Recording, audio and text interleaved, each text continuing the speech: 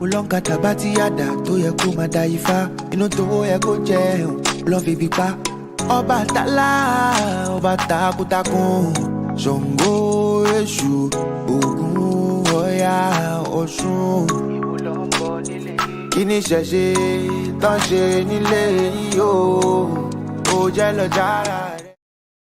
Lafayette, peace and power, family. Welcome to another episode of the African Spiritual Experience. I am your host, Arisha Bami, and we are back, family, with another live stream, joined by none other than the divine feminine, Miss Mariana Sekhmet Maat in the building. Peace and blessings. What's good with you, Miss Sekhmet Maat? How you What's feeling? going on with you? Man, I'm chilling. Can't complain at all. You know, here, ready to get this work in. It seems like it's been about 3 years, man. Only been about a week, but it seemed like it's been about 3 years. You know, that's just because it's a big part of your rhythm. So, you know, when you get off rhythm, it feels so dramatic, but you right back in there and we in this thing. It's good. Man, yes, sir. That's real, man. And before we dive all the way in, let me go ahead and give that shout out, as always, to the tribe, man. Shout out to the new channel members. I think y'all pushed us over 23K, man. So we climbing slowly but surely every day. I appreciate y'all. 23 and some change, if I'm not mistaken, man. So shout out to everybody who just tapped in with us. You know, new subscribers to the channel, new subscribers to the channel membership, the YouTube membership, the Patreon membership. I appreciate all the love and support, family, for sure. And I got a lot more in store, so it's definitely been a lot going on off the air, but we're going to make it do what it do as always and continue to push this content. Matter of fact, we're double heading this thing tonight. We got Miss Sekhmet Maat tonight, and then we got Brother B-Dell be coming at 9. So we're going to make this thing do what it do. We're going to make it do what it do, babe. And we're going to start with the divine feminine.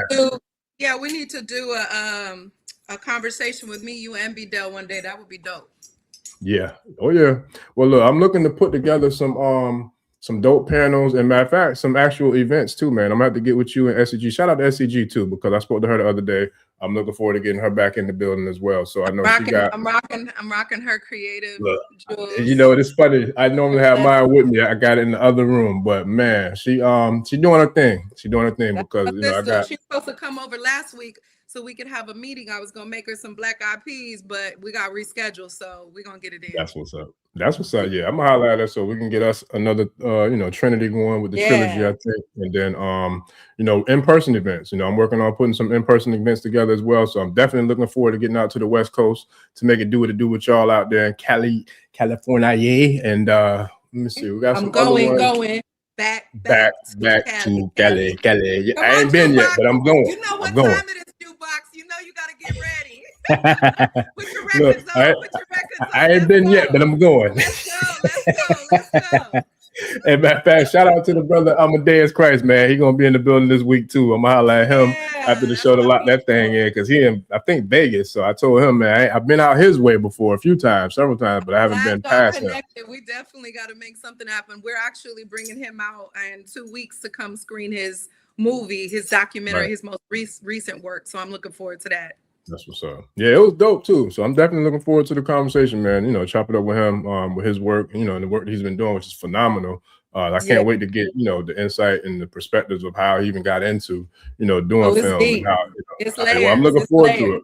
Yeah, because even just when we was chopping it up, I was like, yo, with AI coming out the way it is, I'm seeing a lot of people create some dope content, visual arts and visual content, etc. But even with all this technology, his is still it's in a league of its own. I'm just like, bro, I can't wait to tap into your mind to see like how you got into all that. And that's how you do that. That's a testament too to the fact that a lot of people, when you hear AI, we get all fearful. Don't get me wrong, it's a lot of funky, crazy stuff going on. Yeah. But melanated people know how to use things as tools for good too. And I feel like, Heavy is the Crown is a beautiful, example of how we use a technology, which ain't new to us.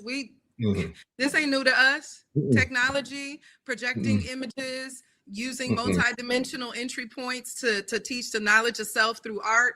That's who we are. So naturally, in whatever realm of time we are in on the timeline, we're gonna freak it, and like you always say, make it do what it do. We're gonna make it do what it do, babe. We're gonna make it do what it do. I feel like we can't start the episode until you say that. That is, we're gonna make it do what it do, babe. You need to do a tag. Listen, look, and I gotta shout out Ray Charles, man. I got that from him. Matter of fact, really, it was Jamie Foxx when he did Ray Charles. One of my favorite one. Ray was such a good movie. Jamie Foxx truly channeled Ray, and I understand that upon the completion of that movie, like he was actually under his tutelage and working with him. So he transitioned upon them still filming. And I'm like, yeah, they had some kind of spiritual contract at that point in time, because it was very similar to like when you watch Malcolm X, you know, it's like Denzel wasn't acting, he was being similar to Angela Bassett and What's Love Got to Do with It, you know. So we are not new to taking stories and using the medium to tell, you know, to tell great stories and inherit the spirit of our ancestors while we're doing it. True geniuses, that's what they do.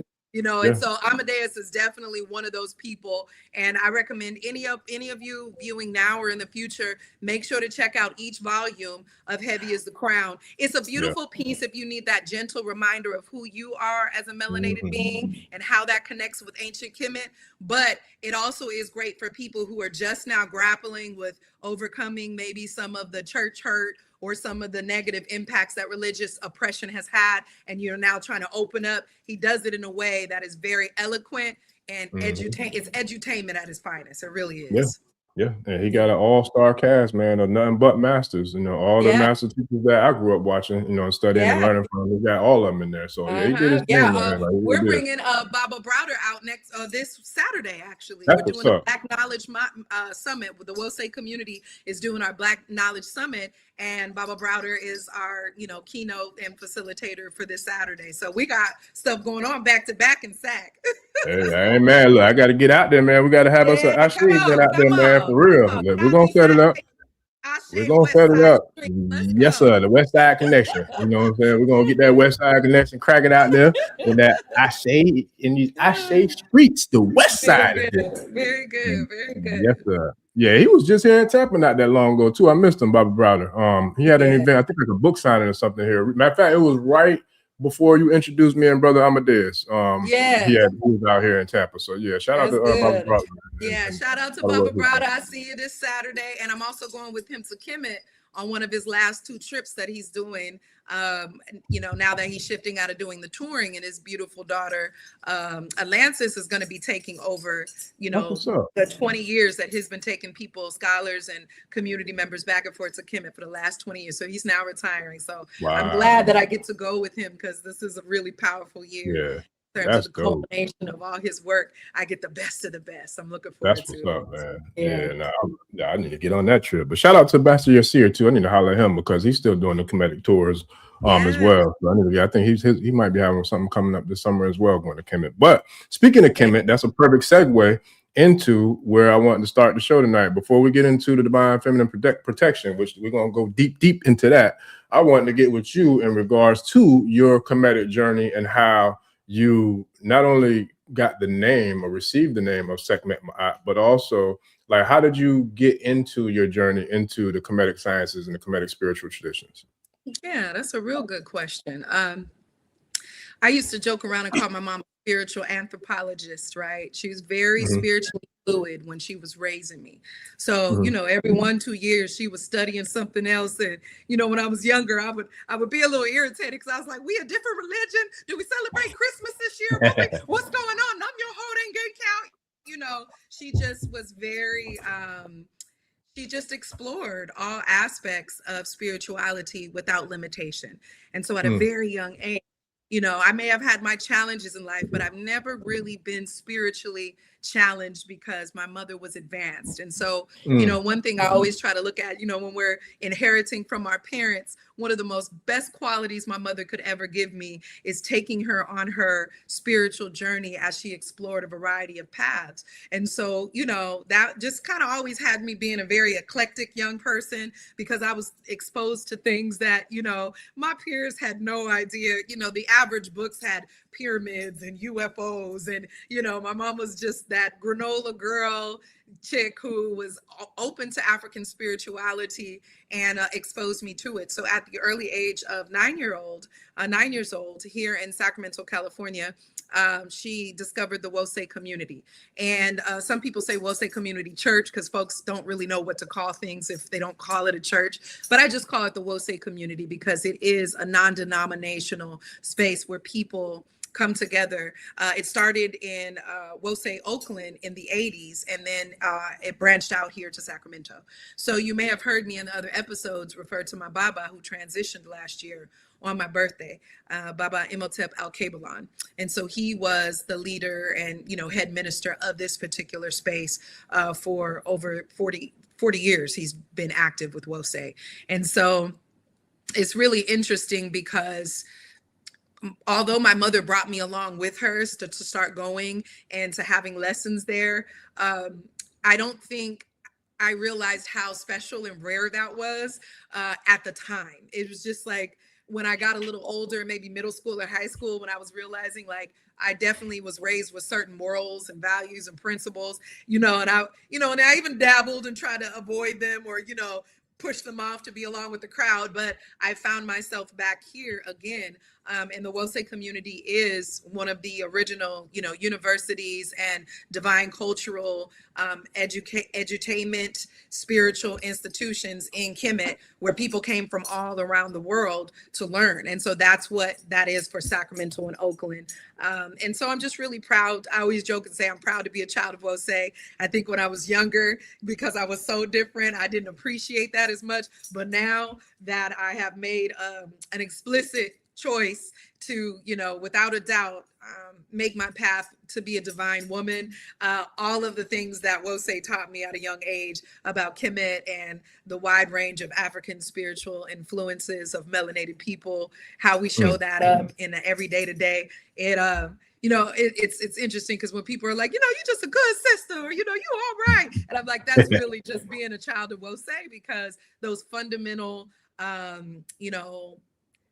spiritual grounded principles that I got is what I lean into now as a woman. And it's been beautiful. So I never, although my mom she was Seventh-day Adventist for some time, and maybe we went to other churches before that. I don't have a lot of church hurt and, a lot of religious oppression. And so now at 46 years old, I could really see how now that I'm spiritually maturing into the place I am, it's like, wow, it's like warp speed now, because I didn't have to go on this whole quest. Most people have to go to HBCU or, go study abroad to even get access to the wisdom and the knowledge of our ancestors if you didn't come up in a, sacred community like Wose. So, very proud of that. And, that's my home, and that's where I got my roots in Kemet and African spirituality or melanated spirituality. Ashe. Oh, well, shout out to Professor Kaba, who came in and did what he always do and burned it down, man, because we travel all around the galaxy whenever we get together, because that mind of his, you can go wherever and he's gonna have something for you. So it's so funny. Anytime I talk to him, it's crazy because I might think we're gonna talk about one thing, but we're gonna end up soaring all over. So don't ever call him or answer the call when you only got 5 minutes, because you're gonna soar. that happened to me recently. It's funny because every time I learn something new. He's always gonna drop every single time I learn something or hear something I never heard before, and we done talked, I don't know how many times, but every single time it's something new. Every time. And so it's dope. That's the feeling that a master teacher should give you. It should make you invigorated and excited. And that's him, Baba Browder. They have that energy about them always. Yeah. And look, and your namesake came up in that conversation as well. And that's why I wanted to get into that, because Sekhmet, a lot of people know of her. They know, different aspects of her, and they know, different characteristics, traits, and things of that nature. But for you, with it being your namesake, now one of them anyway, what does Sekhmet mean to you? And if you can share maybe one or two principles about her that you aspire to I would say personify. Like we're talking about the actors and how they personify roles. I know I've tried to personify Obatala, you know what I mean? Especially like the peace, because I know I got a fiery, insight to me. So it's like I really try to channel and personify that peace and serenity, and that calm, cool, sense of being, the king of the white claws and all different aspects and attributes about him. I try my best to embody that, especially in moments when I want to snap. So what is it about Sekhmet? And she got a lot of power about her too. So what can you share with us about her and something that you may try to personify or embody within you and where you are now? So, it's so funny. Baba Imhotep used to call me Sekhmet before I really, really started understanding. And but there was power in it. You know how somebody call your name or say your name the right way, and you I like how they say that, right? Yeah, I like that. I can remember, years ago, him beginning to call me Sekhmet, and that led me, like most sages do, right? Most elders do. It's like one of my elders taught me, it's not about doing things by force, it's doing things by the spirit. So a good elder knows how to drop gems on you in a way that will spark your curiosity, right? That will entice you with like an inspirational lead and pull, right? And that's the difference between traditional education, where it's very authoritative, where it comes from institutions that were based in balance and injustice, right? But when you're working with a good elder and when you're working with a good master teacher, they'll do ways to seed you, right? And then to let you blossom. So I began to really study Sekhmet, and I'm getting into the next level of studying her now. And just some of the basics that I learned, I was like, oh, that's me. And I want to encourage people that whatever spiritual melanated fluidity that you practice, wherever you are, our ancestors always encoded our abilities to look at ourselves, to hold the mirror up. And so for me, when I held the mirror up and looked at Sekhmet, I was like, ooh, she is definitely a warrior, right? She's a protector, but she's also just as nurturing.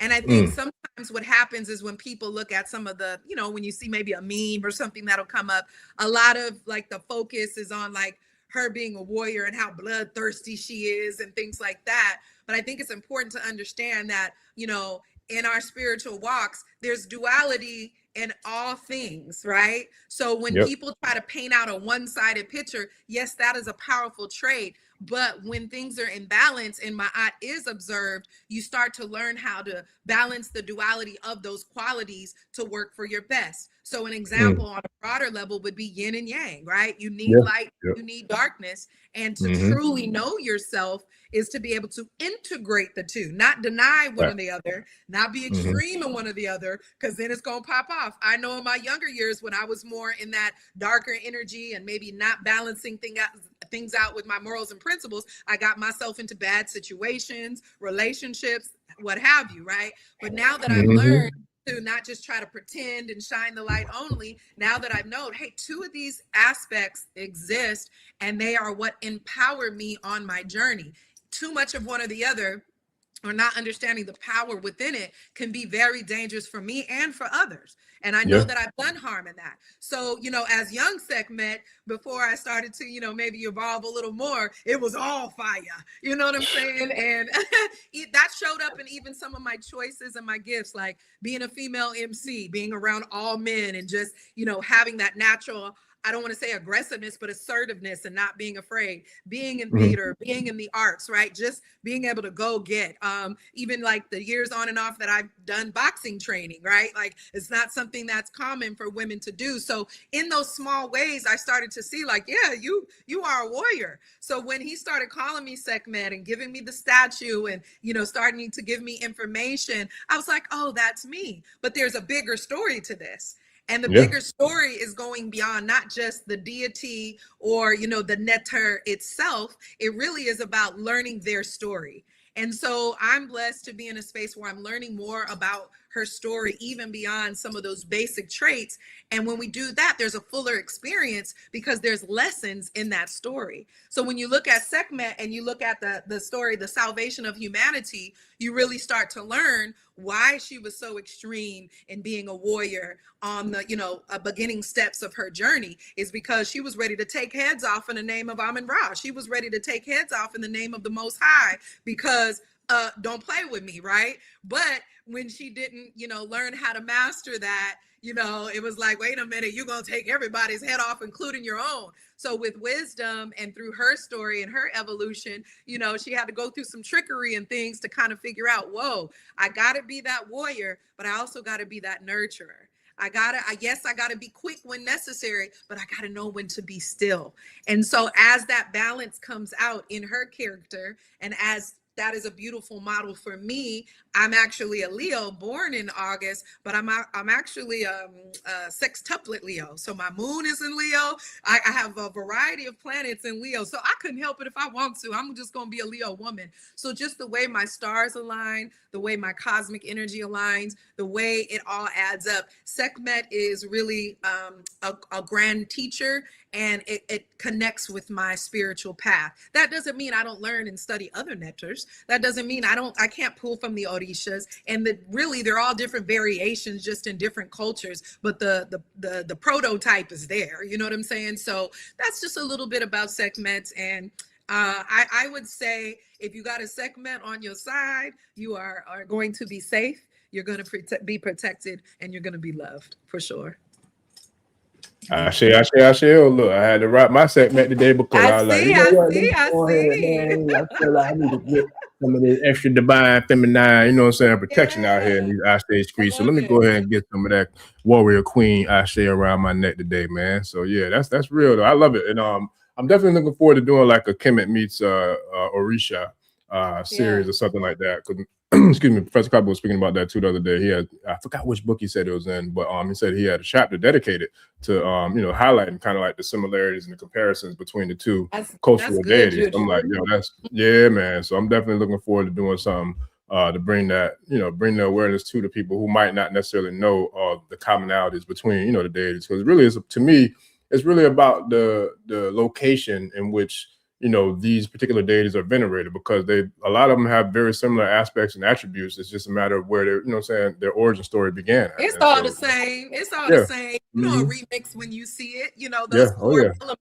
those core ingredients are always going to be there. And I think that that's important for us to remember, is as a planet is going through this awakening, don't let them fool you. They trying to make you feel like it's all destruction and it's all bad, but this is actually a good thing, right? It feels horrible to go through this purging and through the awakening, because some people don't want to wake up, and some people wake up swinging, right? So, but the awakening is here.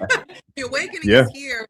I think it's important for melanated people who are finding their walk. A lot of people are just not dealing with church no more. You ain't got to be the deepest, most conspiracy theorist, most Afrocentric person to figure out like, that religion thing, it ain't working right. Something about it has so many side effects. And so as we're going through awakening and we're finding our variety of paths, I always want to remind people when I'm working with, clients and community or whatever it is I'm doing to be of service, is that don't bring a denomination up in here and start set tripping.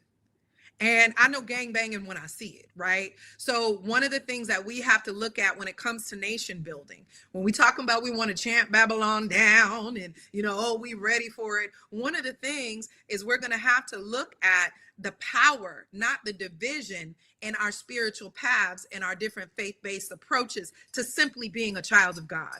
Like, I really, like, even if you are, one of the Abrahamic religions, like, I don't care as long as it guides you. And it's the grand spiritual Seba connection that makes you be a healthy human that doesn't want to harm yourself and others. I'm good with that. I am totally good with that. And I think that's something that we really need to begin to embrace, is that all this debating and pontificating about, what village, what tribe was first, like, I respect it. Stand in sovereignty, stand in whatever you believe and practice, but understand that community building means we're going to be able to exchange some beans and rice, and we can't not do it because we ain't all one particular, faith-based belief. And so I'm really big on that with people. Like, if the morals, values, and principles are on point, I really don't care what vehicle you use to get to navigate this flesh and this spiritual human experience. And so I'm just really big on that. And I'm gonna say that till the wheels fall off, because we ain't gonna get to our final destination if we aren't able to roll together and have our spiritual beliefs be the things that empower us, because there's a lot of different beautiful things in our differences in our spiritual walks. And so when we know that we can speak the spiritual language that is one and unity, that'll help us get real far, because there's a whole lot of gang banging in some of these faith-based beliefs and practices. Oh yeah, I got into a little tizzy with one earlier today. It was funny to me because I'm just let me find out you was out here in these Ashe Hey, it wasn't me. They ran up on me commenting talking about my Lord and Savior Jesus Christ and this and that and da. And see, my thing is I don't have no problem with nobody's spiritual practice. You know what I'm saying? I respect everybody, even if you're a damn atheist. It's ain't none of my business because you do what you do, I do what I do. But just don't come over here stomping, in your damn big Jesus boots trying to talk down on me, with your extremism speech or whatever. We don't need to be evangelizing nobody. And know the thing that's beautiful about spiritual, like real spirituality without force, right? Not by force, but by spirit. That's my elder. She always tells me that, Mama Doris. And the idea is if your faith or way that you observe and celebrate and create with spirituality is solid, you ain't got to convince nobody. The way you show up, being good in character, that'll be the thing. And if somebody's curious and they want to know, hey, what you be doing that makes you show up in the world like this? What you be doing? What's in them rituals? What's in them prayers? What's in that nature? People will inquire on their own. And so in my younger days, right, when I was fired up and wanted to preach and teach without being asked, don't nobody want a preacher to show up without them being asked to come, right? I would try, I would, even in my African spirituality or in my, melanated spiritual experience, I would want to, it would be from a noble place, right? But you always try to, slip something in and just let people be attracted to the God, the Most High, the Creator in you, whatever word you use, and they will inquire on the medicine. They will inquire on the magic, the healing, or the lessons that you have to share. That is a very healthy way to shine your light, to share, your method and your approach without being forceful. That shouldn't lead it. Your heart should lead it. Your heart should lead all of it. And that's why I call them extremists, because I don't like you said, I don't care what religion you are, because even if somebody in my tradition, in my faith, if they doing that, I don't want to hear that. Like, don't push me into anything. I'm gonna do what I do regardless of how you you preach your gospel or whatever, because I know I don't need a religion to be connected to the Creator. The Creator gave me my connection internally. So I don't need anything outside of me for that connection. And that's why I'm so secure and confident in that connection, because I've always felt it from the time I remember being alive. Like, I've always felt that connection. So regardless of what faith that I practice or whatever I study or whatever the case may be, none of that changes what matters the most to me, which is the direct connection to the Creator. You know what I mean? So it's like, that's where I was like, I was very respectful and ethical when I responded the first time. And then they came back and doubled down. So I just hit the block button. And I was like, I ain't got time today. I didn't get my money bag on. I said, I ain't got time today. I just kept it pushing. I had too much real work to do. So but it's just crazy to me though, because like I said, it don't matter, even if it's the tradition that I practice, like I still don't think it's cool for anybody to try to force anybody into anything. Like, I've never spoken about nothing about what I do with people. Like you said, people ask. I seen a brother at the gas station the other day. He saw my elected. He's like, hey brother, Orisha, I was like, yeah. And he started sharing with me. I'm like, okay, that's cool. He's like, I was like, so where you at? So we was able to naturally, organically spark up a conversation based upon he identified something that was with, where he's going to. He's starting his journey at. So it's like, that was cool because it was organic. I ain't pushing nothing on him. He ain't pushing nothing on me, but that's how it should be. It's straight up. It's like, if you know, and you're going to connect on face value, because there's going to be certain aspects in a person's aura. When a person really begins to do their work, something is going to show up in their aura, in their energy, in the way they engage you. So if you know, and if you don't know and you're open, you will ask. And if you have it to give, you can be the person to give it. But again, when we just allow things to happen organically, we ain't got to evangelize nobody. We ain't got to save nobody. We ain't got, and also too, there are people who are forceful, who try to convert or, get you to believe what they believe. But there's also people that they may not do that, but they judge you. They judge you. I've had people say things like, I'm praying for your soul because I wasn't their particular walk. And I'm like, my soul is great. I don't know. Excuse me, fuck what your folks told you, but I'm doing good over here. And so, that's another way you have to protect your energy too, where people feel like it's their responsibility to either shame you or change you. And it's like, nah, like I don't need all that. I'll take a prayer. You can pray for me in any tongue, as long as you're intentions are pure. But other than Right. that, get that out of here. Don't be pitying for me and worrying about my soul. That's my business. I know that's right. Listen, look, it reminded me of that skit from Chappelle Show back in the day. The Rick James, he's like, never mind who you thought it was. I'm Rick James, bitch. Absolutely. Oh man, you love that skit. skit. You gotta make it. Oh, I'm Rick James. Never mind who you thought I was. I'm Rick James, bitch. Right. Call him up here. Come over here. One of these. You gotta growl when you say it. You gotta growl real good. Look, don't get me started because I mess around and go into a whole damn comedic stand-up, man. I go into a whole damn improv show out here, man. So I don't want to do it. Like Coming to America. I was a comedian in my former life. Hey, yeah. Look. I'm one in this life too. People just don't know it, but look, it comes naturally, boy. Cause pops is a fool, mom is too. Respectfully, well, a person that can get in tune with their laughter and with their joy, with their inner child, that's also an indication of the level of freedom that they're working towards. You know, if you allow this world to condition you and harden you, I don't care what's going on. I always find something to laugh at, make fun of, jive with. You know what I'm saying? Like they ain't figured out how to charge for laughter yet. They don't figure out how to charge for water and gas and clothes and food and shoes and all our basic necessities, but laughter is still free. And so, you know, I always say all the time, I keep my joy in my pocket. And, you know, when I was younger, people would always joke like, why are you always so bubbly? I don't ever want to lose that. You know, so if I'm in corners and environments where it's so intense that something is wrong with me being joyful, I know that's the place I do not need to be. I need to get the hell out of there. Right. That's facts. Big facts. Yeah. And shout out to Don Coolio Swire. I was gonna wait till the end, but I'm gonna bring this up real quick. So that way it gets in. Cause once we get rolling. He wanted to know, do you do like I know you do consultations, but the specific question was, do you do readings? So I want to share that. Oh, I don't do readings. I don't do spiritual readings in that aspect, but I do one-on-one coaching, and they're called refresh sessions. And so it's rooted in transformational work. If you have specific trauma you're overcoming, some inner child work that you want to do, whatever blockage that you're having in your mental health or your emotional hygiene, which in result does connect with our spiritual walk, I'm here to help you purge your mind and your heart so your spirit has the gas. I put that battery in your back so you can really get some of that shadow work done, and then you relieve some of that hard drive and that energy you need to really get on your spiritual journey and be about that life. But I'm not a person that does spiritual readings in that aspect. Now I'm intuitive by virtue of being an emotional hygienist, if you will, right? I'm very emotionally intuitive,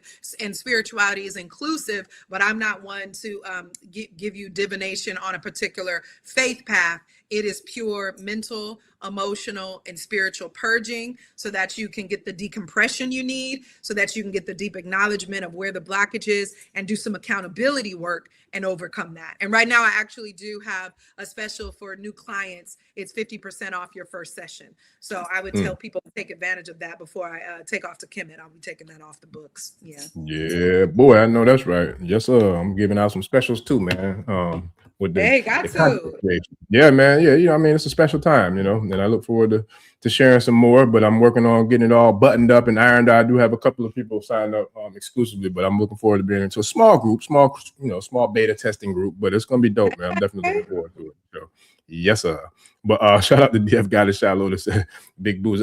Who's on that? So I think it was Ice Cube stomping in my big black boots. But yeah, we like those boots. We like the Ice Cube stomping in Jesus boots. Somebody was trying to stomp in the Ashe streets with their Jesus boots, and I ain't got no beef with Jesus. You know, Tupac told me black Jesus. I rock with that. You know, black Jesus and all that good stuff. But however, yeah, they came over here with the extremists, slay and slurs and all that there. But enough of that. Let's get into the whole topic at hand. We just now getting into the topic. You know it's good when the first. How long we been on? 33 minutes, man. It's been 33 minutes. I know the people like, where's the topic at?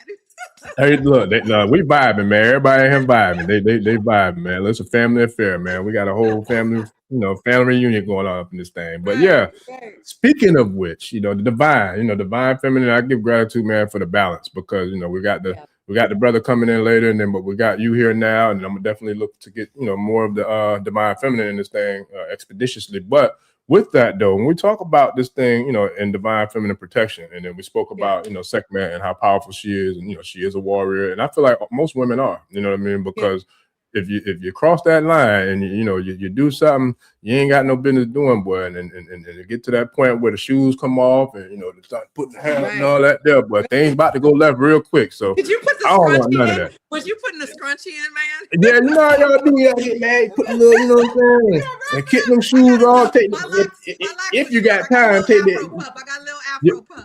Listen, I don't want none of it. So look, me personally, look. I mean, if a sister really trying to get down, she ain't stopping for no hair. I know, that's why I said depending on, you know, how fast it got to get there, because sometimes ain't gonna be none of that. It's gonna just snatch you up, then it go left. So I don't want none of it. But with that being said, when it comes to this thing called divine feminine and divine feminine protection, we spoke about before we came on air about the level of self, you know, and how to have that protection for self. So can you kind of share with us, you know, even because men can tap into the, you know, the feminine aspects as well, you know what I mean? Because we're all balanced. So it's like, it's really about channeling the energy and the Ase of the feminine, or, you know, divine masculine, divine feminine, etc. So can you kind of share from your Sekhmetic, Maatic perspective, you know, that was fun. That was awesome. Do it. Say it again. Say it again. Sekhmetic, Maatic, you know what I'm saying? Protection. I want to premise by saying, as we do this exploration together and kind of hit up these different aspects, I want everybody to, if you are sitting down and relaxing, or you come back to this, to really actually take notes.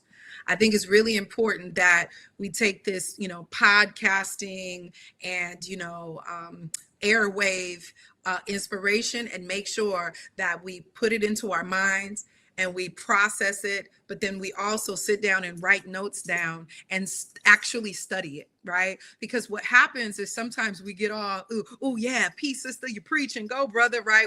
We feel it like church in the moment, and that might be a small charge, but I just want to encourage everybody, anytime I'm on your show, make sure to write down some notes, because I'm very strategic and making sure that we're not just all over the place talking, that we walk away with some specific practices or to-dos for what we're talking about in the topic. So when we're talking about like divine feminine protection, you know, it's interesting because divine feminine is now trending, right? As much as it's the truth, and we are shifting into an age where the divine feminine is re-emerging through the global awakening. As with anything that melanated people do, people latch onto it and they make it a trending topic. So you got a lot of people running around talking about divine feminine energy, but they have a variety of interpretations. And I just want to make it very clear that I'm speaking from my learned experience, along with the tutelage and the leadership and guidance from my elders, and how I have learned to understand what the ancestors have taught me, right, through my life experience. And so when we're talking about divine feminine protection, we have to look at it in two parts. In the duality, as I was mentioning before, everything in our spirituality, there's a light and a dark, or there's a polarized that creates a balance, right? And so when we're looking at divine feminine protection, I want everybody to be mindful that what we're talking about is not only the divine protection that we give, but also that is required first to receive it. And so when you look at the society that we're in, when you're looking at the way women are treated, the way you're looking at how women have been omitted from our spiritual practices when religion came about, when you're looking at the removal of, you know, the Father, the Son, the Holy Ghost, when you're looking at the removal of feminine energy from our divine archetypes, from our experiences and our beliefs and practices, there's a misbalance. And that is how we are now living in this space of patriarchy to the extreme. So now that the divine feminine is rising, now with the Aquarian shade age shifting, now with the sacred awakening that's happening, it's shaken up a bit, right? It's shaken up in ways that people are either going to the extreme with it, right? Or they're in complete denial with it. So for example, a lot of people would rather, become a woman as opposed to help to restore the actual women on the planet. There are some people that would rather destroy women and keep her backsliding and omit it out because they do not want, right, the rebalancing and the recalibration to happen. Because if that recalibration happens, it's going down. And when I say it's going down, as you can see, literally our society is crumbling. What Bob Marley was singing about and chanting down Babylon and all that, we're here now, right? So we're just these spiritual conspiracy theorists talking about the American empire falling, the global falling. Everybody sees it. And a lot of that is attributed to that divine feminine and that recalibration, which means everything is going to be shaken up as we know it. And so when we're looking at, to answer your question with my little long-winded self, right? When we're looking at the various aspects of protection, we always want to make sure that we're talking about how we are giving protection, but first, women, how are we receiving protection? And that is something that we have to learn how to do first by serving ourselves.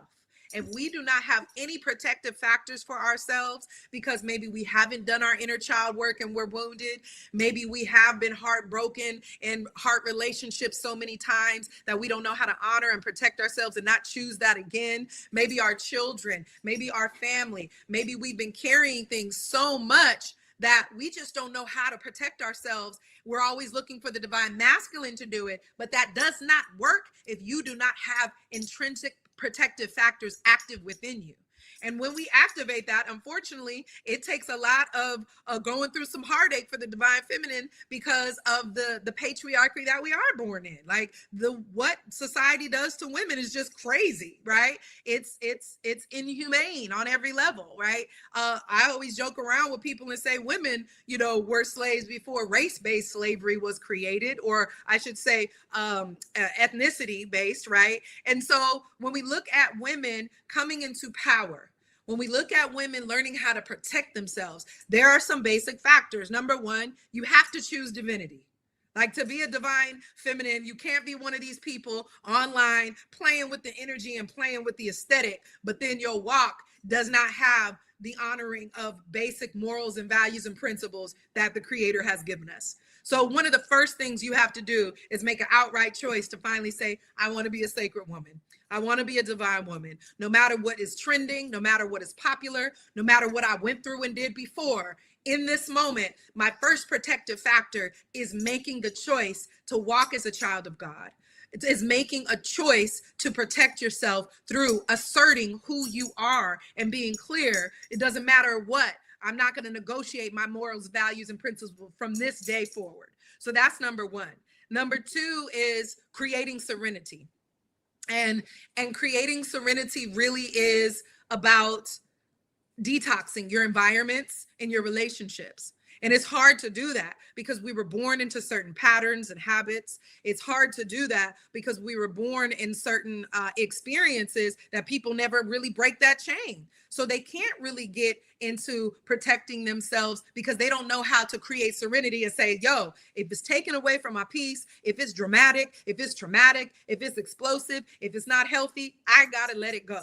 And that includes your food. That includes relationships. That includes, what you indulge in, really making an honest choice, right? To create serenity by detoxing anything that's derailing you from your first decision to be a sacred woman. And that's a full-time job. Let me tell you, in the society that we're in, it's a full-time job to just choose to want to be a divine woman.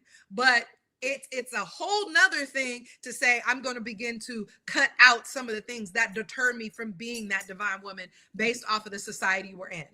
I got a 3 and 4, and then we'll stop right there. And number 3 is it's about your innocence. It's about restoring your innocence. And when we're restoring our innocence, what we're doing is the inner child work. Okay, first, I'm choosing to be a divine woman. Ain't nobody gonna deter me. I will thug for this. Like Sekhmet, I will go to war for these principles now. I really, truly believe them. Nobody's gonna make me do anything other than be truthful, just and right in my actions, righteous. And if not, I go back and I correct it. Then number 2, you detox your environment so you ain't got things derailing you every 5 minutes talking about, why am I still learning this same lesson? You know, this type of person, place, a thing is not healthy. Let it go, detox it so you can feel serenity, so you can feel peace. Then when you have that peace, you can sit down and number 3, do the inner child work, do the shadow work. Go back and look at all the glitches, right? That without peace and serenity to sit down and do it, you can't really deal with your past trauma and your drama and your bad choices if you still currently making them, right? So once you have that peace and serenity, number 3, you sit down and you really do that inner child work. You really do that shadow work. You really start to discover who you truly are, as opposed to a reactionary being from all the stuff that you went through, all the negative programming of the world, all of the family trauma. Once you release that, you start moving a little different. You start moving a little different because things don't trip you up, because you can avoid certain things and it doesn't feel like a loss. You can actually say no. And these are, again, the first pillars of self, protective factors. And then finally, number 4 is now where you begin to restore yourself as the divine feminine. Now you know who you are. You surrounding yourself by the people, places, practice, fun work that is good and healthy for you, right? You let off some of the steam and you ain't popping off and you ain't crashing out, because you know where stuff comes from now and you can put it where it belongs instead of getting caught up in old behaviors. Now you can actually start to restore. Now you can start doing some of that Queen of Fool work on the next level. Now you can start, exploring your divinity and, what wise instruction works best for you. Now you can begin to get into your assignments and using your gifts without having arrested development in the process because you didn't want to do the other things first. So a lot of the time people want to do their assignment, they want to work their gifts. And I'm not saying that's a bad thing, but you move a lot faster. You're way more swift and nimble and quick on your assignments to using your gifts and your talents along your purpose path when you get rid of that old crusty stuff in the back that's been keeping you uncomfortable, keeping you restricted. So these are all expressions of protective factors. And when a divine feminine truly begins to stand in that, she begins to flourish because she's not waiting for people to protect her. And that's something I had to learn from. I had to learn that I can't look for protection from the community, no matter how much they say this is a safe space. I'm not going to find protection from the authorities that it's been scientifically proven the way they treat us when they're monitoring our communities that's not safety for the most of us. I'm not going to find it in a man necessarily. It's not a man's job first. That can be a part of our journey together, but it's my job first to respect and protect myself. And when I do that, my frequency changes in a way that now I start attracting that, because game recognize game, soul recognize soul. Protective factors begets protective factors in other people, places, and things. So that's what I would say about those 4 steps to that first pillar of a woman really ascending. And this is not just how she needs to do for herself, but she needs to be observing the other people around her to see if they're doing that work too. Because if you're doing all that work for yourself, but you still kicking it heavy and hanging around people that influence you, that's not doing that work, it's a protective factor, not just for you, but for you towards other people who are not following those clear, distinct steps to protect themselves. I don't like being around big people that make risks that could rub off on me and harm me. I don't kick it with people like that. And if I find out, I cut it. And that's the kind of self-determination that you have to have when you decide you want to protect yourself as a divine feminine. Yeah. Yeah, buddy. Yeah, Ashe. Oh boy, it just caught fire over there. I thought I was going to have to send the fire department to hold you down a little bit, boy. Hey, they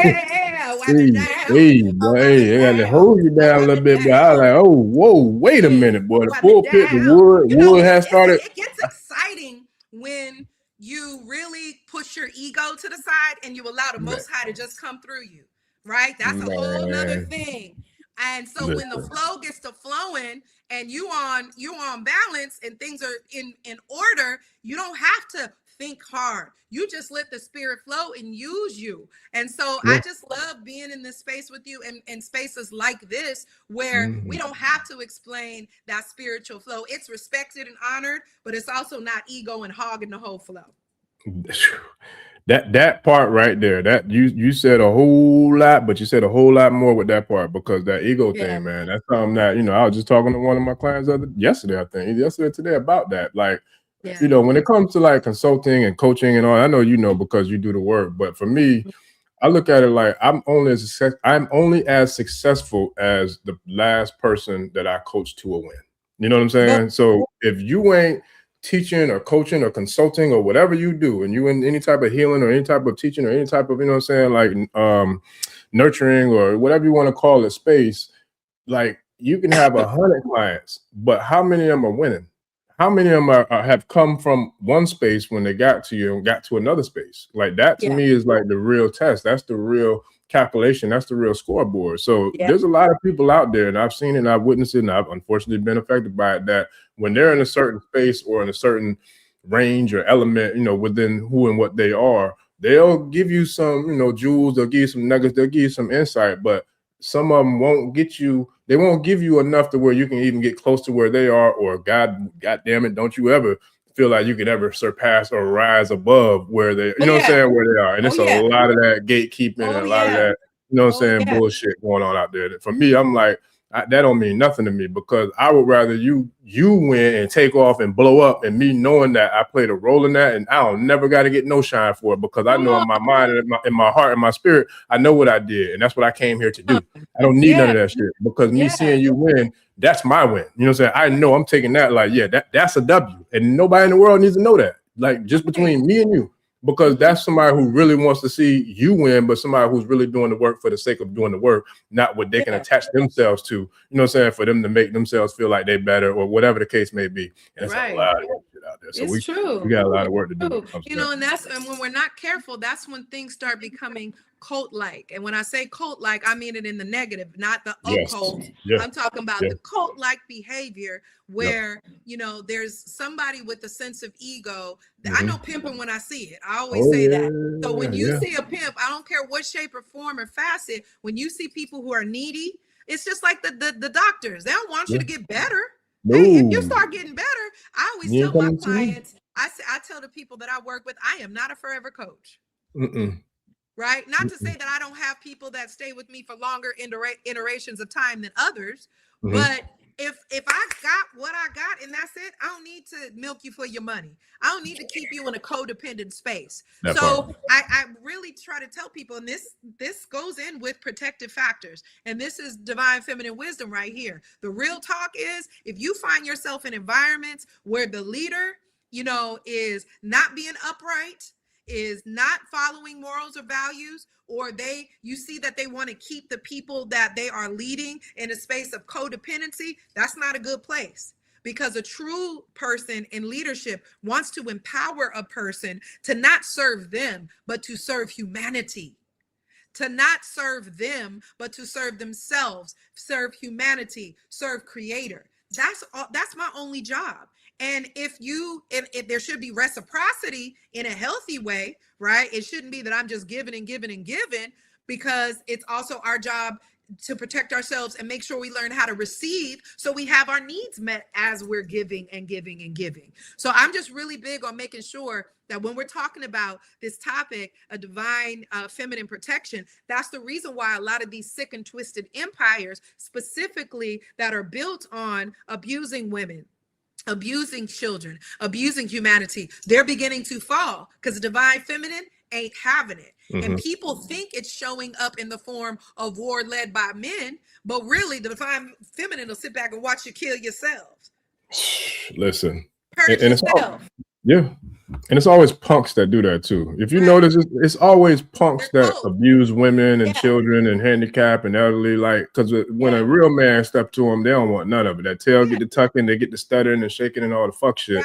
But you know what I'm saying? But they'll prey on somebody who they feel as an inferior opponent. So we have to look out for that. We have to look out of it. Like I said, pimping is pimping. I don't care if you got one cult leader and it's a congregation of one and just you and them, or you in it with millions of people. Start to pay attention to the track record of leadership. If they're not willing to take accountability for the things that the community that they serve is saying, so you mean to tell me you'll take the community's praise, but when the community starts to bust you down, Bambaataa, Cesar Chavez, you got to take that lick. You got to take that lick. So if we're going to talk about divine feminine factors, let's really bring it down to earth about some real life scenarios. Right now, a lot of our leaders, the people that we admire, the people that we respect, the people that lay down foundations for a lot of our beliefs, they are coming down and being held accountable because the divine feminine energy is bringing forth the truth. This is the era of truth telling. So right now, you're going to see a lot of people you love have to bear the burden of thinking that because they gave so much good stuff to the community, that what's in the dark is not going to come in the light. Now it's for us as community members to make some solid decisions and not sit up here and say, I love that quality so much that I'm going to hush or look the other way when they are harming other people, including themselves. We should not want to follow a leader that lives a harmful lifestyle to themselves. I can't trust you if you're not making some of the baseline, decent decisions as an individual. So if I find out you can't even govern your own life, why would I let you govern mine? And so that is what's happening right now. A lot of people are going to be very sad when they start to discover the person right next to you is capable of operating in the dark and doing harm. The idea is, though, is when it is revealed, said person that does harm, if they don't take accountability, you are now an enemy. Period. That's Sekhmet talk. Ain't no, oh, I loved you for 40 years. Ain't no, oh, you did this for the community. None of that matters. If you are actively doing harm, then I cannot deal with you. If I'm aware of it and I know about it. So it's not just for us to look for these corrupt leaders, right? These pimp-like, cult-like leaders to be accountable. You also got to check yourself and say, and we got to check ourselves and say, am I holding those people accountable or am I associating with them? Because I'm at the point now where I got to be clear on who I am and clear on who you are. If I find out I'm not the type of person that you can be hurting everybody else and, oh, it's all good as long as you don't hurt me. If I see you harming somebody, I don't trust you. And if I don't trust you, I don't associate with you. I don't do love with you. I don't do community with you. I don't do any of that with you. Because Harriet Tubman wasn't going to take somebody with her if they knew they was a threat. That's not going to happen. So again, I want people to know that the passion in my voice, don't confuse that.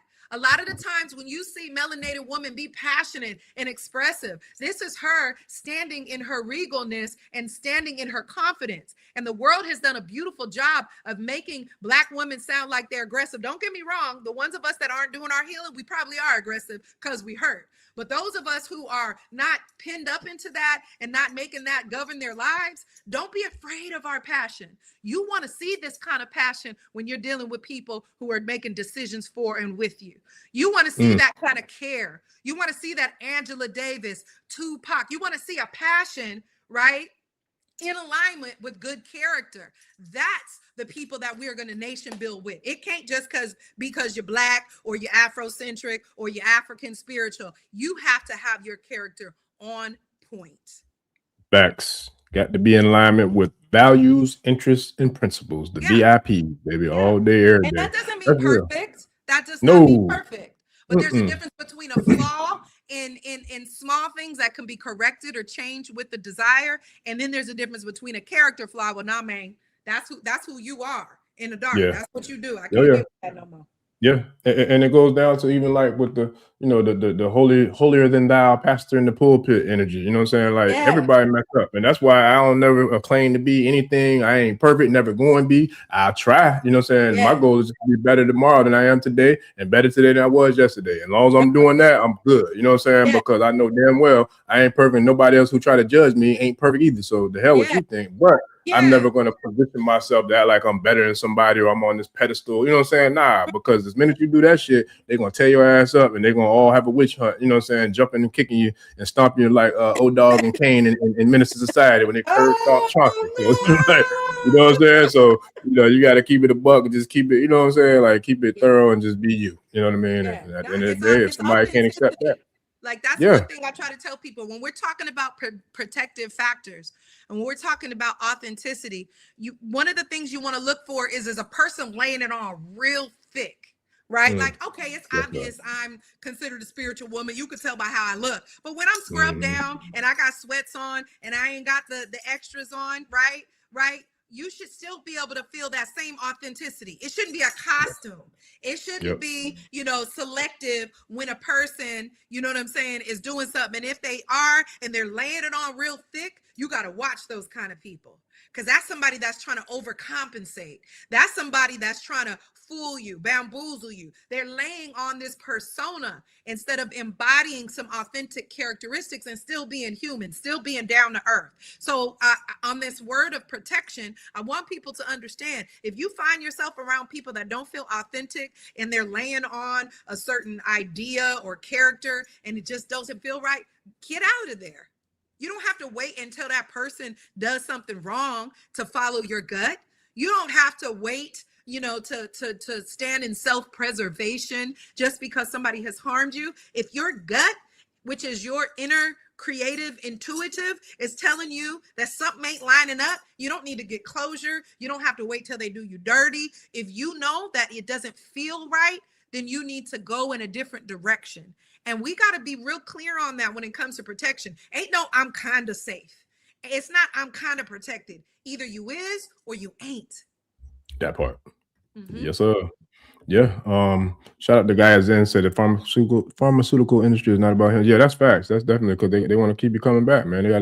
They got to keep you coming back so they can pad them pockets, man. That's what it's all about. Yeah.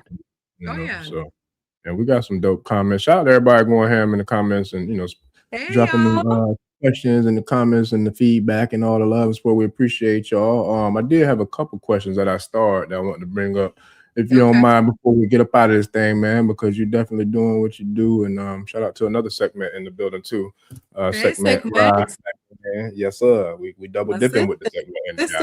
They feeling the fire. We double dipping, man. We double dipping out here. Yes, sir. Already. Let me see. This one, I definitely wanted to highlight this one. So let me pull this one up. Jettis. What you got? Jettis-M4W. I agree with Mama, but let me express that I have tried and I have been patient with the divine feminine around me, but their minds are so indoctrinated. Other women must help restore them the most. That's a great point. I would love to hear your perspective on that. Well, I think we got to be careful of what we call divine feminines, because just because somebody say that thing don't mean they're that thing, right? So if someone's telling you I'm a divine feminine in your life, right? Not just a chick, not just a girl, not just a homie, but a divine feminine, that comes with a certain responsibility. So if you're saying the women that you are engaging with are not displaying some of those basic morals, values, and principles, but because maybe aesthetically they look a certain way or culturally they express a certain way, when you come in contact with a divine feminine, you know. It's not something that you question. You either is or you ain't. And now that doesn't deter people who are on the journey and on the path. But like I said, there's a distinct decision that has to be made, that I am ready to walk this path. Period. And that means there are some basic fundamentals that should be honored. Again, it doesn't mean we don't have flaws, but if somebody's really walking that walk and then they're stressing you out or they're being dramatic or they're so traumatized, that means they didn't do some of them 3-4 steps that I talked about. Because if a woman is really in her inner child healing bag, if a sister is really in her shadow work bag, if a sister is really into removing the blockages, there should be less frustration with things from the past that trigger her in the moment and make it difficult for you to coexist with her. Right? So for me, that doesn't mean shit don't happen tomorrow that might, throw me off balance and I got to surf and smooth the waves, right? But what I am saying is there's a difference between somebody got some old caked up stuff because they haven't owned their shit. They haven't, done the work because there's some healing in there that needs to be done. Shout out. That's the name of my workbook. Own your shit, right? If you haven't done that basic work, everything going to agitate you. But if you've done that basic work, you're not going to be as argumentative. It might be some, you didn't handle business here, and you got to confront it. Now, if you got sisters calling you to the carpet because you're not doing your part to protect, that's different. But if they're just constantly agitated or argumentative or traumatic or whatever because of past stuff, they're not really on path, or at least they're not at the distance that you want them to be to work in tandem with them. Then back off. Stop forcing yourself to do that. Let her go on her path, and you should be attracting the divine feminine that have done work. So maybe they're a reflection of you. I don't know. I don't know your business like that. But if you're surrounded by a lot of women and you're saying all of them are toxic, that's a beautiful opportunity to look at reflection of what in my being and my experience am I supposed to learn from these women who are frustrating me or difficult to work over, so I can learn whatever said lesson is. And then my frequency matches with somebody that's in the space and the direction that I'm trying to go. So that's a two-sided answer to it. One that honors the work the woman needs to do, but that's also my approach to making sure to acknowledge maybe some potential work that you need to do so you can have some healthy divine feminine relationships. Hot damn! I was gonna put a little 2 cents in, but you already hit a home run. There ain't no need for me to try to put my little 2 cents in, because the last part was something I wanted to share, because that's a real thing. I'll be real. Like, I definitely noticed that about myself. Like, there's certain spaces, certain places, certain I feel like relationships or certain just atmospheres and environments that we are what we attract. You know what I'm saying? We attract what we are. So sometimes we gotta look like Mike. Shout out to Mike. You gotta look at the man in the mirror. You know what I'm saying? You gotta look at like, okay, so what did I do? You know what I'm saying? So it's like, but that's a real thing. And that's something that I take pride in, accountability, because at the end of the day, like I said, I ain't perfect. I'm gonna fuck up. I'm gonna make mistakes. I don't like it. But if I find out that I did, I definitely am man enough to say, you know what, my bad. You're right. I could have whatever. But to me, it just makes me sleep better at night, because I know for a fact that I didn't try to make it seem like I didn't do that, or what I'm saying, like all that stuff. So it's like one of the things that we really do a lot of times attract a similar or an energy that's in alignment with our energy. So it's like when you have those types of situations, unless it's family, like blood family, sometimes that's a whole nother dynamic that I feel like you did touch on too. It could be a little different with that, I feel like, but when it comes to any type of other relationship that we kind of, we choose to be a part of, or we chose to indulge ourselves in, then I do feel like there's something there. Like, for example, I'll just say you and every other guest that's been on the show, there was some sort of alignment that we had in order for us to be able to sit here and have these conversations, because they flow effortlessly. You know what I mean? And it's only the people that I flow with like that I want to talk to on here like that, because if it don't flow like that, it's not going to be easy for me. I like to do this because it's easy when you're working with the right, energy, or the right Ashe. Right. That's why I got that good energy. Hey. I got that good. Hey. Look, we got a lot of Sekhmets out here tonight too, boy. I think I seen another one come through, boy. Hey, all my sisters is outside. Hey. These Ase streets. Yes, sir. Man. Okay, so I think for the most part, I got most of the questions. So if you have anything that you want to share with the tribe before we get out of here, because I'm gonna jump off for a few, get me a couple more glasses of water, and then jump right back on for the next round. But I definitely want to get this thing cracking again. I want to celebrate the second birthday Ashe, which passed about a week ago. I just got so much going on off the air that I didn't get to do it the way I wanted to, but I do have I'm gonna put them there a week of celebration together. So hopefully I could get it going before the end of the month. We celebrate a late birthday to the channel, but I definitely got a lot I'm looking forward to it. I want you to be a part of it, SG. Pretty much all the people who have been a major component to the channel, man, I want to have something special to dedicate just to the essence of Ashe itself. I'm part of a major component. I've never been called a major component. Hey, get out of here with that foolishness.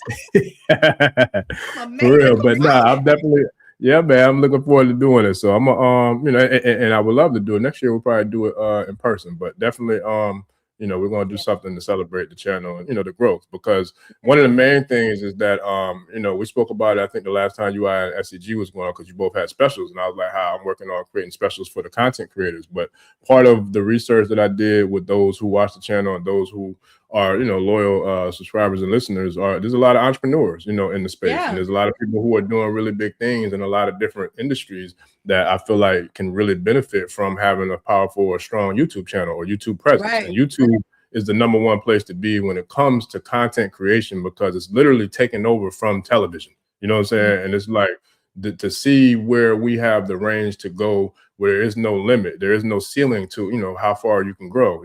It's like, and I've even seen people from corporate, television or media come, like Joy Reid. She went from, I forgot what station she was on, but I just found out about her a few months ago, but she got let go from her corporate job, started a YouTube channel. Now she booming in the trap. You know what I'm saying? Doing her thing. YouTube so it's know what they're doing. They know what they're doing. Listen, Yeah, man. So I want to definitely play my little 2 cents and pay it forward to help out, other content creators, especially those who have entrepreneurs or who are entrepreneurs and have businesses to get the marketing aspect. I want to take your YouTube class. I want to take your YouTube class. It ain't coming, man. It's coming for sure. So I definitely look forward to sharing, details about it in the very near future. Let me know the next round because I want to do that. Look, we ain't started yet. So look, you can tap into the first round, man. We'll make it happen. Shoot, we'll make it happen for real. Yeah. But yeah, so what do you want to leave with the tribe before we get up out of here? Shout out to everybody who showed you a lot of love in the comments too. Hey, I sent you, I screenshotted you some of them messages, man. I try to catch them. When I see them to share it with all the guests. So I love it. Yeah. I'm a highly engaging person. I like interaction. So, when folks roll through and they, we could be here together, but it's like, no, we're doing this publicly for a reason. So we want to know where you at and what's your energy feeling, what you're getting out of today. So, if you're closing out, type in there what you got out of today's session. It ain't just hear us running our mouth. But what I want to leave, the community with is really looking at protection is a give to ourselves first thing. That was a tough lesson for me, right? My life experience, I was constantly looking around like, why isn't someone giving me this sense of protection? And I finally gotten to this age where I'm beginning to mature in a way where I realize what I want to experience first needs to be seated in myself first. So when we're talking about divine feminine energy, when we're talking about either serving divine feminine energy or being divine feminine energy, flipping that in a sense of duality, we have to remember that the foundation should be truth, justice, righteousness, balance, harmony, order, right? Reciprocity. If those things aren't there, that's a real quick and balanced way to realize that this is not going to be a safe space. And we don't need to wait for someone to harm us. We don't need to wait for somebody to do us dirty. We can look at those basic morals, values, and principles and make sure that we are at least being truthful. We are at least being fair. We are at least being righteous in our overall choices. That's the first step. And then once we start dealing with those internal issues, we're a lot more empowered to initiate and create healthy partnerships. And that's not just with a significant other. That's one form of that, but that's our friends. That's our village members and the people in our communities. That's people that we do business with if we're entrepreneurs or we engage in some sort of business. So I just, I think lastly, I'd close out by saying another sign of a woman who is doing her work and willing to protect herself is once she does that, she's able to engage with you on another level. On a level that is not void of safety, because number one, you are bringing your offering to her first, and you are making sure that she has her basic contributions from you met. So keeping your word, doing what you say you're going to do, be the person that you say you are. That's a wonderful way, baseline, to serve the divine feminine. And what naturally she will do is she will take that to the next level and multiply your dimensions. Multiply whatever your experiences are to where they're more bountiful, because you have given the seed and now she will multiply it. And that doesn't necessarily mean making 1 million babies. I'm talking about whatever it is you're exchanging. And that's not about us having crooked leadership. That's not about us wanting to run you and tell you what to do. That's just the nature of law. When you give us a seed and you give us the offering, we will nurture it. And we will take care of it. We will multiply it and you receive it. And then we're all fed well. And so somebody who's toxic or not really honoring divine feminine, she's going to do that from a patriarchal aspect where she's trying to pimp you or use you or abuse you. A divine feminine woman with protective factors in place, she will take your offering and she will protect it and keep it safe and honor it. And she will multiply it. Now, if you ain't got nothing for a sister, don't be stepping up to the plate. That goes for kids. That goes for friends. That goes for family. If you ain't got something to bring because you honor me so that I can take it and work with it, then I'm sorry. We're gone are the days where women give first and then go dry. We're following our nature. We're following the netters, and we're honoring ourselves and protecting ourselves. So I think that my words today and my intention is to make sure that you recognize divine feminine energy, they have protective factors. It first starts with you as a woman. It second starts with how you demand that or command that, I should say, from those who want to deal with you. And then walking away. Everybody is much more safe and protected when we honor that divine feminine protective factor. No, I love it, man. And I love it. Cheer! Shout out to Young. Let me give a few shout outs real quick, man, before we get out of there. Shout out to, make sure I get that right. Natural Heaven 3754. I've done the Sacred Woman. I love it. I've done it in days, rituals, chants to Sekhmet. You must be strong. She is very powerful. A primal ancient energy, not playful, fierce. With a purpose, you must be ready to work with her. So shout out to Natural Heaven 3754 for that feedback. We appreciate you. We appreciate you. Shout out to Sandra Edwards. This is Excellence of the Divine Feminine. Thank you. We appreciate you. Huge shout out to the brother Emperor of Truth, man. Not only for the super chat, but also for the support, man. A diehard supporter of the channel. Man, I appreciate you. And bro got some strong talent, man. So I don't know how much I can share on air, brother, but I definitely look forward to, if you open for it, sharing some of your work, because you definitely got some skills. I'm talking about skills, brother. Excellent. I don't say that lightly. I don't kiss nobody's ass, and I don't call things what it ain't. You know, I do my best to describe it for exactly how I see it with my 3 eyes. So we get props and support. We get props and support where it's due. This is nation building. Ain't no reason. Yes, sir. I trust you. Man. That's what you say. I'm down to check it out. I'm telling you, look. I'm never gonna give nobody more than what they earn, and I ain't taking away less than what they did. You know what I'm saying? Like, it is what it is. I'm gonna call it how I see it. But he definitely got some skills with the work that he does, for sure. So shout out to brother Emperor Troop. I appreciate your family. Related to what 7980 says, stay vigilant and keep in tune. Yes, sir. Appreciate your family. But yeah, nothing but love from the tribe, man. So as always, you know, we always get love, and you always get love, and you got your own fan club here in the Ashe tribe, man. So I want to make sure I kept my word. I don't need fans. I don't need fans, because fans come and go, but I love me some appreciators. Hey, look. I call them supporters. You know what I'm saying? I appreciate my supporters and my Ashe family, my Ashe tribe, man. So shout out to Gaia Zen 10. Yep, we'll be right back with another one. Yes. Go get yourself ready for the next. Another one. Shout out to B Dell. That brother puts down good work and good energy. He got good juju on his calling. It's so nice to see him when he's sets his mastery. I'm going to go see the Michael movie. And so I was really pleased to listen to his transmission, because in his transmission, his last one was about the Michael archetype and all that. There's a lot of things that I know, but we're all masters in our particular path. And so I was like, ooh, the timing of that worked out, because tomorrow I got premiere tickets to go see it a little earlier. So I get to go on with my B Dell, you know what I'm saying, glasses on, and really apply the science and the knowledge and the sacred divine gifts that he has. So it's nice to see how we're all orbiting with each other. Yeah, it's dope, man. And it's funny because I got to finish it today, actually, like right before I tapped in deep, before I got into my work that I was doing before we got on. I got to finish it. You know what I was doing? You know what I was doing when I was listening to his? What's that? Well, I was trying to peek it. I was planting watermelon plants and pumpkin plants. How about that? Tell him, let him know. Look, you got sisters out here digging in the soil. I had this whole 2 big piles, and I had to put it all in. So I was literally listening to his transmission and planting in the earth watermelon plants and pumpkin plants for the babies, all the community kids in October. I started out giving my baby, my big fur, about 70, 80-pound fur baby, I giving his little crazy butt a bath. So I started with that, and then from there I started tapping into some work, but I was multitasking. I had that on the TV while I was on the computer doing some work on there too, man. That's one of the things that is positive about technology. Yeah, they're giving off all kind of stuff. We know that, but we are also able to tap in. Like I say, I'm purifying my algorithm. The stuff that comes up on my YouTube player between all of the scholars and contributors. I just can't wait sometime to sit down, because I know I got some good positive people in my timeline in my healthy algorithm. I do the same thing, man. And all the channels that I watch are pretty much channels that I learn from. You know what I mean? Regardless if it's in the spirituality space or if it's in the business space or whatever space it's in.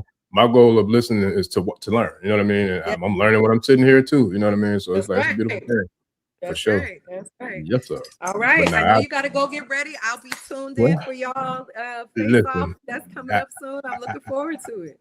I sure appreciate it. I sure do. Let me see if we got any more comments real quick before you skedaddle up out of here. Let me make sure.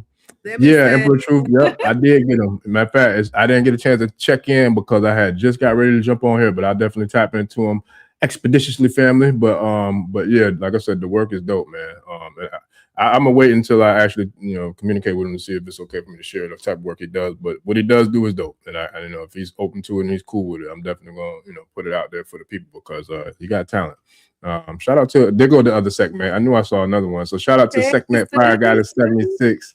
I think that might be a new listener. Hey, peace, sis. I'm glad you're here. Yeah, we appreciate you, family. We appreciate you. We appreciate you. Yes, sir. And nobody, don't worry about it. It'll be back up. You ain't gotta worry about that. It'll definitely be back up soon. It'll be up in just a few minutes, and you could go handle your business and listen and get some good energy on you. Yes, sir. I'll do my best to get the other upload up tomorrow, or definitely in the very near future, as soon as possible as well. But you know how we do, family. But I appreciate all the love and support, man. Definitely give gratitude and thanks to you, Sekhmet, Miss Mariana, as well as the whole tribe. Gratitude to everybody for the love, the support, the comments, the feedback. We appreciate y'all, family. Oh, one more before we got here. I'm glad I was able to scan through real quick. At Peachy13088 said, where can we get more info? So can you drop that for the trial? I'll put it in the show description too, family, as always. Yeah. It might not be in there tonight, but it'll definitely be in there by tomorrow. But can you share it with them, those who are new? Yeah, that haven't real simple. That. All you got to go to is missmariana.today. MISSMARIANNA.today. There you can go see my work as far as like coaching, keynotes, facilitations, trainings, and you can also check out if you want to do the one-on-one special to take advantage of that coaching right now. And then also too, if you scroll down, you can get to Instagram and see some of me doing work, engaging with students, engaging with community and things like that. So yeah, you can find me. Anything you want to find me, you can connect with me through my website, missmariana.today. I share, and I was going to ask you, please plug that IG too, because that IG is popping. Oh, yeah, Miss Mariana 365. Miss Mariana 365. Tap into that, boy, because she be dropping some heat on that thing too, boy. She be going in, man. For real. I didn't know you was an MC. Listen, I could look. We might have to collaborate. We might have to put some tracks together or something, man. In my older days, it was so funny. I hadn't done like music in a long time, right? And I put this little something out for me when I turned 40th, like on my 40th birthday. Nobody heard it, but I did it for me. And so a couple weeks ago, I randomly put a verse on, and everybody was like, "Are you performing again?" I was like, "Nah, I was just doing a throwback verse." They might want to throw you back on stage to rock the mic, man. Hey, Laura Hill said, "How many mics?" I'll send it to you. You can link it in here to your chat in your room. I sure will. Look, I'll edit that bad boy up. Edit it up and put it in the show too. Shoot, for real. Yes, sir. We'll have a wonderful session next. I know you need to get some food and take care of yourself. For all your viewers, thank you for being present. I am so grateful for this space with you, and I can't wait till the next time. You already know, and I look forward to setting it up, man. We're gonna make it happen. We're gonna make it do the do, babe. We're gonna make it do what it do. We're gonna make it do what it do. Yes, sir. All right, tribe. So I'll see y'all in about 20 minutes or so. We'll be right back on with the next live stream, man. So I appreciate you again. Miss Mariana, Sekhmet, my aunt coming through doing what she do. And we'll see y'all in another 20-30 minutes, family. So I appreciate all I'll be back. I'm gonna go get some food and I'm gonna hop right back on. I know that's right. I appreciate you. I say. All right, family. So I'll see y'all in a few minutes. We out. And we'll see y'all about 20 minutes at 9 p.m. with Brother BDL 1014. So appreciate all the love and support. Don't forget to like, share, and subscribe. And we give gratitude and thanks to each and every one of y'all, family. See y'all in a minute. Peace. Ẹni tó gbàgbé ilé sàpò ìyàgbọ́ tẹ́ǹtẹ́ ní takisá ní tàtàn ò bá padà sílé anítìjàkọ ẹja lọ pé eégún mo ṣe nígbẹ́rẹ́ ìpàkọ́ forsake not your ancestors and praise your